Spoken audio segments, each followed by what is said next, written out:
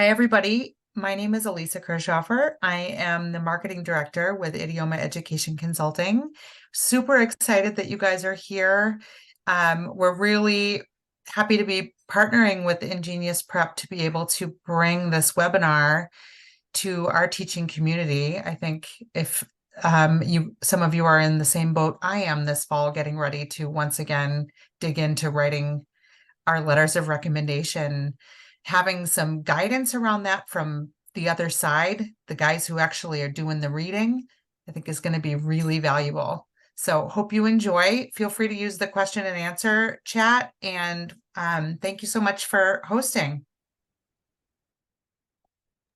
Thank you. Hello, everyone. Welcome to today's webinar, Writing Powerful Letters of Recommendation for Your Students. My name is Chang Liu. I'm a business development specialist at InGenius Prep.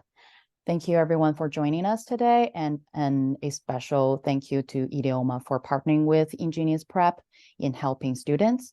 We hope tonight's webinar will be helpful and get the answers to your questions about how to effectively write powerful recommendation letters for your students. For tonight's webinar, please submit any comments or replies to questions in the chat box. Please don't use the raise hand feature and submit questions you have for the speakers in the Q&A sessions. And you can click the closed captions button to enable the feature. And here is what we will cover today. I'd like to briefly introduce InGenius Prep, who we are and what we do. InGenius Prep is a leading college admission consulting company. Our company was founded in 2013 on Yale's campus. Our expert staff is composed of over 150 former admission officers and 75 graduate coaches across the top 30 US universities, committed to supporting students to achieve their dreams. Letting the results speak for themselves, in 2023 alone, our students received 86 Ivy League, 112 top 10, and 252 top 20 universities offers, with 75% of our students admitted to their reach schools and 97% of our students admitted to at least one reach or target school. Leveraging InGenius Prep, increasing students' chances by 7 times to get into top 10 universities. The InGenius Prep advantage includes a unique dual mentor system. A former admissions officer and graduate coach partner together for students to ensure a personalized and tailored approach. Our comprehensive resources include candidacy building, application counseling, personalized writing classes for grade 9 to 11th, final application review for 12th grade, and additionally, an academic mentorship program where students work with professors, lecturers, and PhD candidates to assist with research and produce tangible outcomes. We also have a leadership and innovation lab that provides students with entrepreneurial experience, giving them a competitive edge in the application process. Students will learn critical skills around leadership, project management, and executing and validating business ideas. Lastly, we offer guaranteed internship and job counseling. These programs are all tailored to elevate students' academic journeys. Please feel free to share our information with your students so we can empower the next generation of leaders together. And today, we are very lucky to have 2 speakers. Matt Rosenbaum is the Chief of Staff at InGenius Prep. He is a former senior admissions counselor at University of Chicago. And Ryan Creps, he is a former admissions officer at InGenius Prep, senior assistant director of admissions at Brown University. Now I'll pass it over to Matt to talk about letters of recommendation and college admissions. Thank you. Thank you, Chang, and thank you, Idioma, for having us today. It's always super exciting to present information to new people. Usually we do these presentations for families and students, and rarely do we get the opportunity to work with teachers. And we certainly welcome the opportunity. So thank you very much. As Chung said earlier, we're going to have 3 more sections of this lecture. The section that I'm going to review is all about the role that letters of recommendation play in the college admissions decisions, and then how you can sort of think about why they're valuable. Afterwards, I'll pass the microphone over to Ryan, and he's going to give specific tips to writing powerful recommendation letters, and then walk you through a brief workshop where you'll actually get to think about a student who you might be writing a letter for. Again, as Ryan and I are talking, please utilize the question and answer function. And at the end of the presentation, we will circle back and answer any of the questions that you might have. So the first thing that we want to review realistically is, what is the letter of recommendation and what role does it serve? Because realistically, the student is going to be submitting a variety of materials to the college, and those materials are going to include the student's transcript, the school profile, the standardized testing, essays, activity list, letters of recommendation, and then a few sometimes additional supplemental essays. But realistically, all of these are linked, and all these are linked under what we call the strategy of an application persona. And I'll get a little bit deeper into that idea, but the application should be seen by the student and by also the teachers of whom are recommending them simply as an argument for what value the student is going to add to each of the colleges that they are applying to. Insofar as the college is going to invite the student into their classrooms, into their dormitories, into their student body, their alumni communities, etc. And the student needs to have a clear argument as to who they are. And that argument, like any argument that a student or we might be making, is going to be supported by evidence. And one piece of evidence that you, of course, are providing is the letter of recommendation. And as very eloquently said by the University of Pennsylvania admissions website, if you're detecting a pattern in our application process, you're right. We want to get to know you. Letters of recommendation give us a more personal view of you as a student and offer perspectives that can't be learned through grades and test scores. As a teacher, you are in charge of painting a picture of the student in your letter, and that picture should cover 3 things. Number 1 is you should definitely speak to the engagement of the student in the classroom. How are they engaging with the materials? How are they understanding what you're teaching? How are they responding to feedback? How are they working with others to accomplish the goal of learning?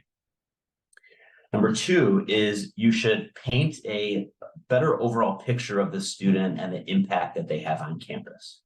So in addition to talking about what's happening specifically in your classroom, you should be including information about what the student's reputation is like on campus, what sort of organizations they participate in, whether or not teachers rely on them in other classrooms, insofar as you, of course, know that information.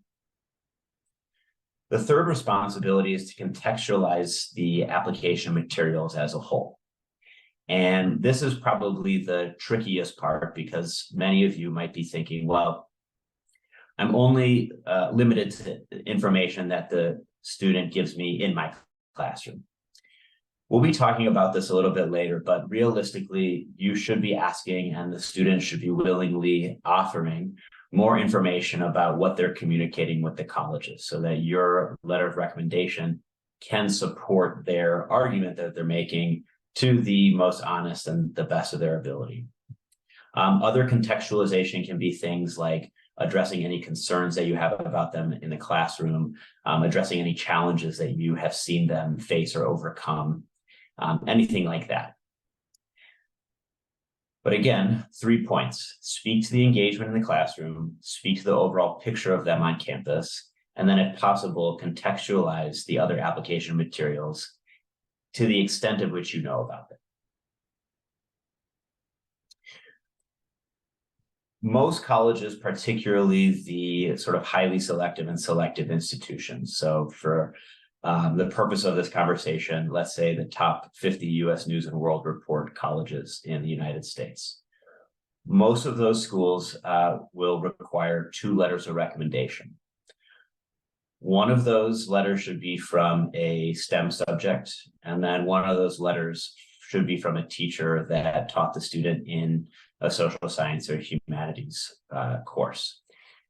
Ideally, they want this distribution and division because students are going to be taking classes in all disciplines at the college. One of the common misunderstandings that students have is, I'm a STEM student, I should get a letter from my math or my physics teacher. Or I'm a theater student, so I should only get letters from my English teacher and then my drama teacher. But the reality is that colleges want to understand how you're going to respond to different ideas and different teachers and different teaching styles. So the general recommendation is that a student should be asking one teacher in STEM and then one teacher in the social sciences and humanities divisions. In addition, not only is that the recommendation by colleges, but the other recommendation is that a student should be asking for a letter of recommendation from teachers in 11th or 12th grade. So if you're teaching students in 9th or 10th grade and they're asking you to write letters of recommendation for their college admissions application, you might want to kindly recommend that they reconsider other options of teachers who have taught them more recently and when they're at sort of their high school academic peak. 3 things to consider. Number 1, most colleges are interested in hearing from core subject teachers. Core subjects would be science, social studies, mathematics, other natural sciences, of course, in this case, foreign languages or English. Colleges are not tremendously interested in hearing from teachers who teach half-credit courses or electives or things like that. The second thing is, of course, the primary teachers should be teachers of junior or senior students. And then the third, and this should go without saying, but a teacher who agrees to write a letter of recommendation should be agreeing to write a positive letter of recommendation. If you don't think that you can write a positive letter of recommendation for the student who's asking you to write this, it is totally okay to say no and potentially provide them guidance in a different direction. But as I mentioned before, it's sort of up to the student to really empower their teachers to write a strong letter of recommendation. In fact, it's up to the student to really fuel the entire application process. And a few of the things that the student should know, and that what you should expect from the student, is number 1, a student should ask you to write a letter of recommendation before they leave for the summer before their senior year. This obviously allows you to have a heads up of who might be asking, but it will be a very kind way to allow you to manage your schedule and not overcommit yourself. Number 2 is that same student should be reminding you in September of their senior year that they've asked you to write a letter of recommendation. Those are 2 pieces of logistical advices, but the students that we work with are all advised to follow that time sequence. The next is that the student should have a very clear admission strategy, timeline, and a story that they want you to tell. You should expect that the student know exactly what colleges that they're applying to when they ask you, especially when they ask you in the fall. They should know which schools they're applying early action, which schools are applying early decision, and which schools are applying regular decision, and then when those deadlines are, because of course your letters are going to be due around those deadlines, and the student should be communicating this to you. It's totally appropriate for you to ask, where are you applying, when are you applying, and when are the letters due? The next is that they should have a clear story for you to tell. And this is going to be inclusive of a list of qualities and detailed examples for you to share. When we work with students, we advise them to write something called a letter of recommendation cover sheet. Other people or organizations call these brag sheets or simply like resumes or something like this. But a student should be identifying key adjectives or adverbs in appropriate situations that they want you to be using to describe them as. And they want to be giving clear examples in your classroom or in relatable situations for you then to highlight. Finally, you should be expecting a thank you note at the end of the process. That obviously is not going to influence the quality of your recommendation, but it might influence your willingness to do it again down the road. So again, the key takeaways are that the student's in total control of the process, and they have a much larger responsibility than just making the ask of you and making that ask on time. And you can expect or ask a student to provide you with materials of what they hope that you share in the application. And the reason why we think about this is simple. Think about it. If you had perfect control over the process of applying anywhere, you'd probably write your own letter. You probably dictate to your writer exactly what to say and allowing them perhaps to put in their own words or add some additional stories. You'd ensure that each letter you receive complements the other letters from other recommenders, as well as your application persona, painting a coherent picture of your candidacy from numerous angles. Simply put, a student should understand what they want their recommenders to say, and they should push that information onto you. And you should feel empowered to utilize some of the tricks and tips and strategies that Ryan's going to share in a second to be able to effectively write a letter using key examples that they give you. I had mentioned application persona a couple times during this section. And before we move on to some specific tips and tricks for the letter of recommendation, I think it's very important that you have a better understanding of what I mean by application persona. When a student is applying to college, as I mentioned earlier, they are making an argument for what value they're going to add and what spaces they're going to occupy at a specific university. They should be able to fill out what I call the magic persona statement. By looking at my applications, you should see that I am a what? An example would be, by looking at my applications, you should see that I am a student interested in biology, specifically the eradication of greenhouse gases and environmental science. By looking at my application, you should see that I am a computer science student interested in game design and telling stories through games. That thesis is obviously developed over time when the student takes inventory of their interests. And that thesis is supported by evidence in 3 areas that the colleges are looking for. Those 3 areas are academics, the student's GPA, transcript, standardized test scores. The second silo are going to be the extracurricular activities, so clubs, sports, personalized projects, research projects, summer programs. And the third area is going to be personal qualities and characteristics. That's where the essays and the letters of recommendation come in. So you, as a teacher, are providing evidence within the silo of personal qualities and characteristics, as well as academics, to be able to support the thesis that the student is arguing. And in order to have an extremely effective letter of recommendation, it would be beneficial, of course, to then know what the argument is that they're trying to make, which is why the student should be empowering you as a teacher to give specific information about what they think an ideal letter would look like. And it is totally okay to ask them for that. I'm going to pass the microphone over to my colleague, Ryan, who's going to lead us through the next two sections. Obviously, if you have any questions about what I said, we'll circle back at the end. Thanks, Ryan. Yeah, thank you, Matt.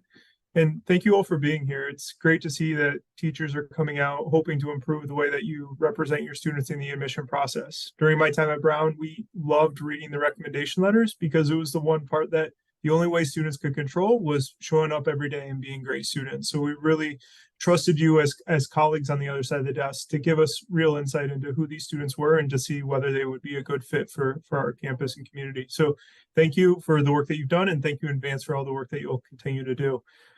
Matt laid out the goals of what we're hoping to achieve when writing a recommendation letter. I'm going to give some qualities that you could be thinking about when writing those letters that can be helpful in making sure you're maximizing your knowledge of the student and you're sharing that with the admission team. And I would say before I jump into the next slide, just think about a student that you either have to write a recommendation letter for this fall, or maybe you're teaching juniors right now. You can already see that there are some students that really love your class, really love the material, and you expect that they're going to ask you for a recommendation letter before the end of the school year. So just have that student in the back of your head as we're talking about this, because I think it'll bring a more realistic expectation of what you can get out of our presentation. But as I was saying, I really want to highlight 6 qualities that make a great recommendation letter. And this comes from my experience of reading applications for almost a decade at Brown. And I realized that I said 6, and you're going to see 7 bullet points up here. I promise I know how to count. There's a bonus one at the end that I thought was worthwhile to discuss as a group. But the first 6 up here are going to be intimacy. We want to know that you know the student. When we're reading a letter that's very bland and it could be applied to any student, we sort of start discounting the information that we're getting from it, because we don't know if the teacher actually knows the student all that well. We also want to see soaring praise. At the highly selective schools, they want the best of the best. And so having that high level praise is going to be important.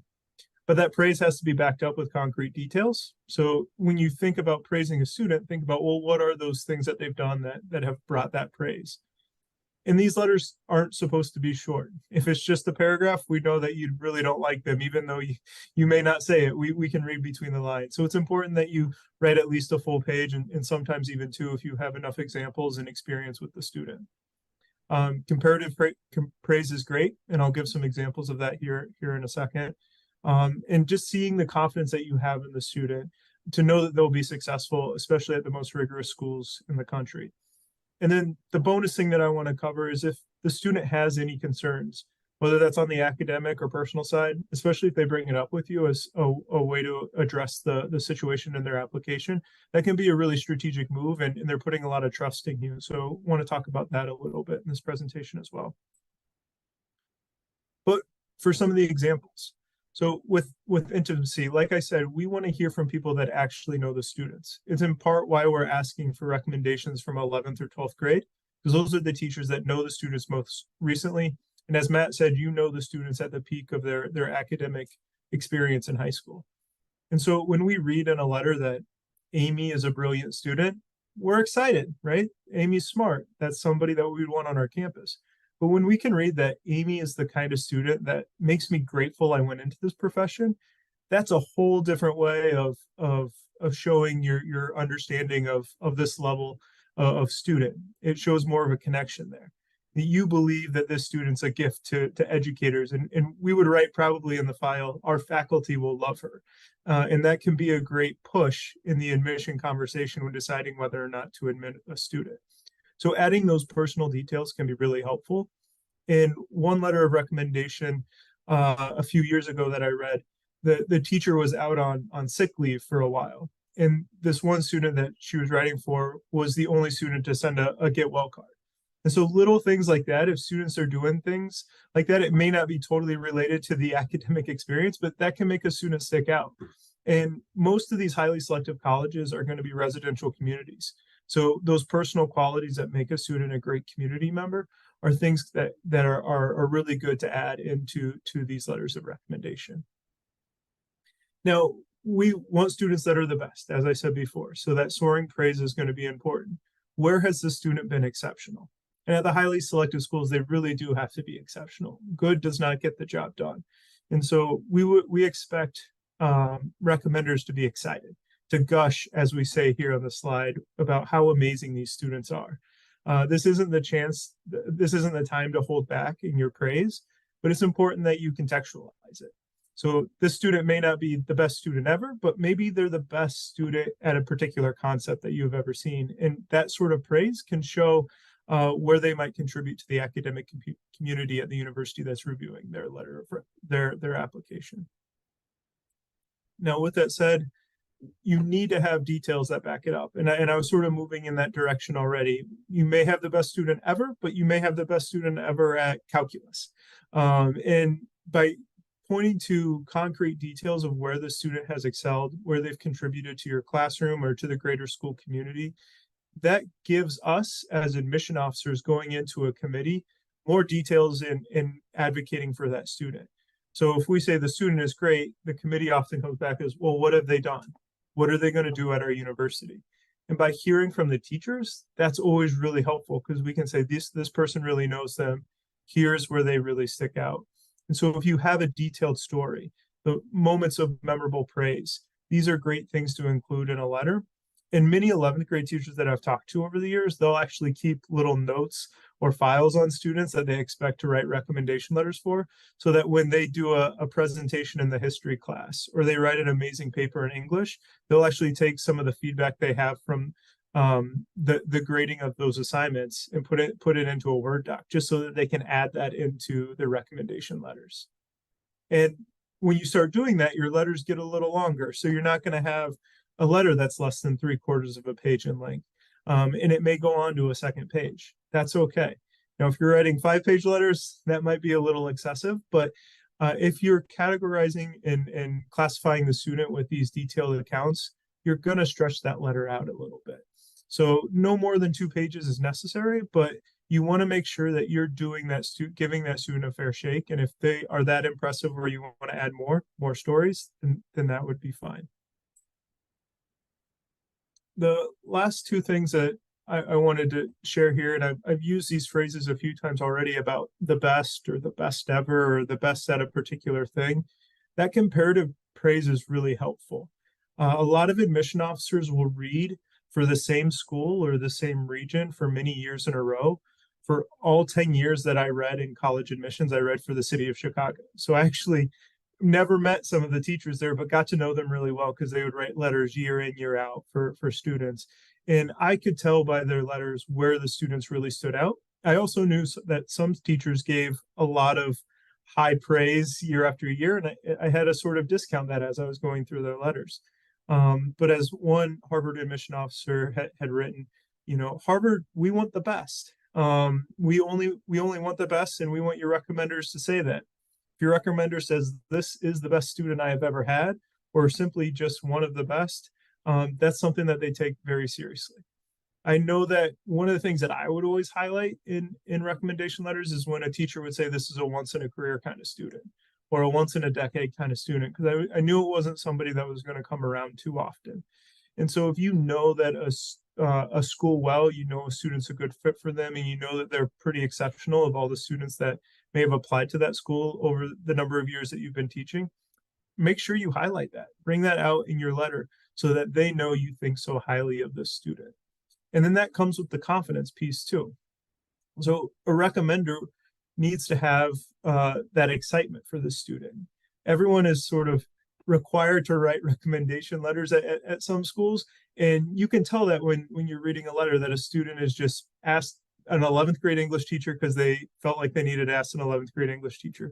But when the teacher actually really enjoys that student and they're excited about writing that letter, you can tell it comes through. So we have an example here where if a letter ends in some, I recommend Lee very much. Like that seems like a nice turn of phrase, but when you're reading 20,000 applications or 30,000 at some of these schools, if you're comparing that to another letter that says, I recommend Lee very much. I have sent many students to your program, and Lee is as good, if not better, than the best of them. You won't regret taking Lee. I guarantee it. That's a lot more praise. That's a lot more putting their own credibility on the line. And that gets a reader a lot more excited about admitting this student. So when you have those students that you feel that energy for, make sure it comes through in your concluding lines. There was a phrase that stuck out to me in a few letters that I read over the years about a teacher having deep respect for a student. And that's not something I would see in a lot of letters, but it gave me a sense that this was a mature student. They took their studies seriously, and that the teacher really appreciated having them in the classroom. So just little turns of phrases like that can catch the eye of an admission officer who's looking through a lot of recommendation letters. So just be thoughtful in sort of those closing moments and in that last sign off of confidence. So those are the 6 qualities that I wanted to talk about, but we threw one more in here just to let you know that if your students had any challenges. Maybe they've overcome a low grade. Maybe it's a student that you've worked with for several years. You worked with them in ninth grade and now again in 11th grade, and you've seen them grow personally, socially. They've kind of come into their own in high school. Being able to address any sort of issues that they may have faced in high school, especially if you've got to know them on a personal level, and it isn't something that they may feel comfortable disclosing on their own, but they've asked you to do that. That's totally acceptable. And a lot of times when I'm working with students who have had either a low grade or started off low and they work to get it up, I never want them bringing that up in an application because sometimes it can feel like students are making excuses. But when there's an adult in their life, whether it's a teacher or a counselor that can contextualize that and provide a sign off on the challenges that the student may have faced, that just gives a lot more credibility to the file. And so when working with students that bring this up, or if you're aware and you feel comfortable bringing up with a student that has asked you to write a recommendation letter, please feel free to do so, because we, as your colleagues on the other side reading applications, really trust and respect the pieces of information that you can share that helps us contextualize an admission case. And so just know that that there is no student that's flawless, and as we can contextualize those challenges that they've had, it can really provide good perspective on these applications. So with that, it's been great to share the 6 qualities with you. We actually have a quick workshop. We know that we'd like to spend more time with you and go through this in more depth, but I have a few questions that I want to pose. And in doing so, I want you to turn back to that student that you had. Maybe you wrote their name down in a Word doc, or maybe they're just stuck in the back of your head throughout this presentation. But I want you thinking about that student as we go through some of these next few questions. And the first question that I want you to think of is, how can I explain my relationship with the student? Were you their teacher in 11th grade? Were you a teacher in a core subject? Did you mentor them in any sort of extracurricular activity? Had you had them in a previous course? How have you seen them grow if you've worked with them over a number of years? So I'll give you just a little bit to think about that.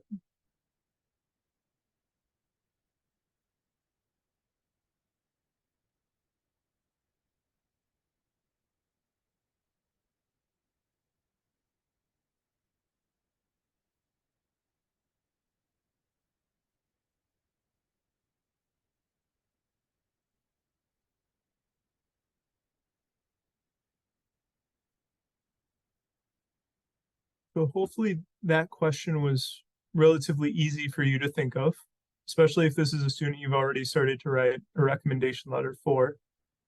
And now let's look at the second question here. What are the specific qualities I want to share in this letter? Now, part of this will come from talking with the student. If they've given you a cover letter, a brag sheet, giving you some of the objectives they're hoping to write about. From an admission officer's perspective, I'm hoping that you can talk to their abilities as a student.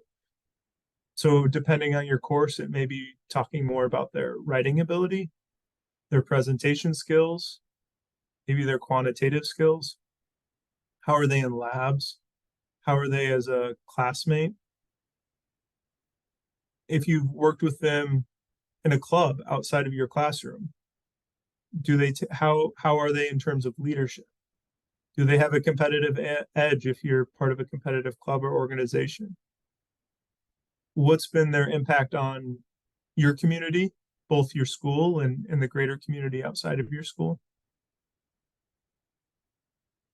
And going back to a question that I asked earlier is, what makes a student exceptional? Like, what is that thing that the school needs to know, the universities need to know, that make this student different than the other students at your school?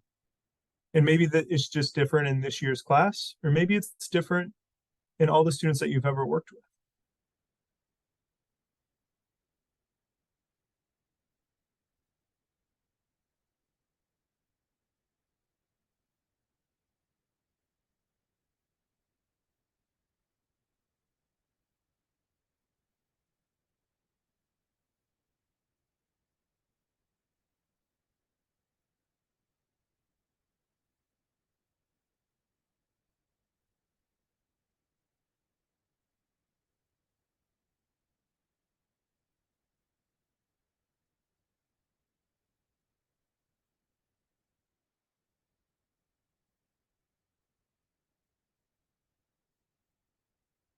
So as you start to list those qualities down or the things that immediately come to mind when asking those questions, the next step is to give some concrete details around those.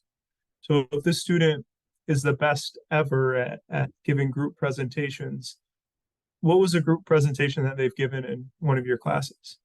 Or maybe they've improved a lot at their presentation skills. You had them in ninth grade, maybe you had them at the start of the year and they weren't good at giving presentations, but this is something that they've improved on. Maybe you can give an example of that first presentation that wasn't so great and how great that next presentation was. If there's something that they've done in the community, what is it that's had such a big impact? Maybe they led the largest fundraising campaign that the school's ever seen. Maybe they've achieved an award at the national or international level. I think these are really nice ways that you can give stories related to your relationship with the student that can help the student stand out.